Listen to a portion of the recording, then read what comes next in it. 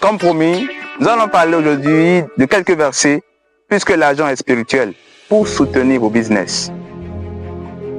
Les deux premiers versets sont cachés dans Deutéronome, le chapitre 30, les versets 19 et 20, qui nous montrent que la vie et la mort sont au pouvoir de la langue.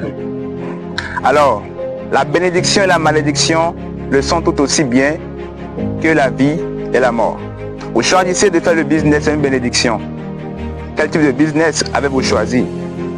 Vous choisissez de monter un plan d'affaires, c'est une bénédiction. Vous choisissez de ne pas travailler, c'est une malédiction.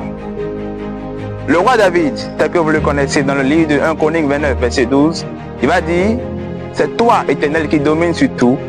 C'est de toi que viennent toutes sortes de richesses. L'argent est une richesse. L'argent a été créé par Dieu et non par Satan en griffe. Donc les chrétiens, levez-vous et travaillez. Dieu n'est pas contre les travailleurs. Au contraire, il déteste les paresseux.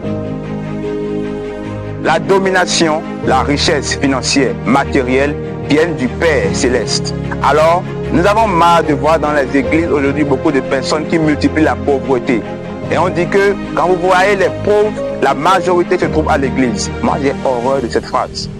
Allons-y rapidement dans le verset de Psaume 24, le verset 1 qui dit que à l'Éternel, la terre et ce qu'elle renferme, le monde et ceux qui l'habitent. Nous habitons sur la terre, nous appartenons à la terre. Ce manioc appartient à l'Éternel. L'argent, la richesse, l'or, la gloire appartiennent tous à l'Éternel. Alors, d'où vient Satan dans nos projets?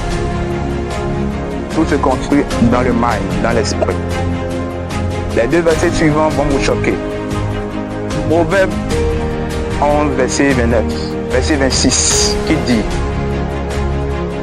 la malédiction est sur la tête de celui qui retient le blé.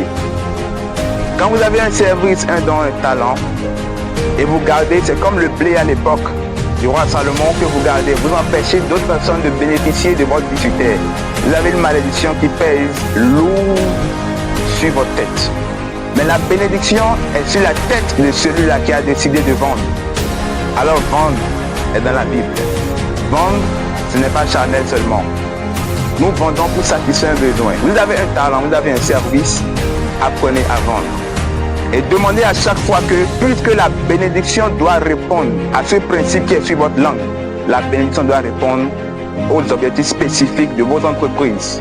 Alors commencez par vendre et arrêtez de mévendre. Arrêtez de cacher le blé. Arrêtez de cacher votre potentiel. Le monde a besoin de vous parce que l'argent répond à tout. Ecclésiaste nous le dit dans le chapitre 10 au verset 19. À tout ce qui est matériel, tout ce qui est voyage, l'argent répond. Tout ce qui est nourriture, repas, plaisir, matériel, l'argent répond. L'argent est la réponse. Mais l'argent ne va pas ajouter 2 jours de plus à votre vie, ni 20 cm à votre taille. Parce que l'argent doit servir. Ne soyez pas esclave de l'argent, mais faites de l'argent votre esclave. C'est parce que nous sommes, pour la majorité des hommes sur la terre, esclaves de l'argent que nous courons après l'argent. Et là, l'argent devient Satan. Nul n'adorera deux maîtres. On adorera le Père, le Fils, et l'argent nous adorera. Soyez bénis et soyez richement bénis. C'était Triomphe Rousseau.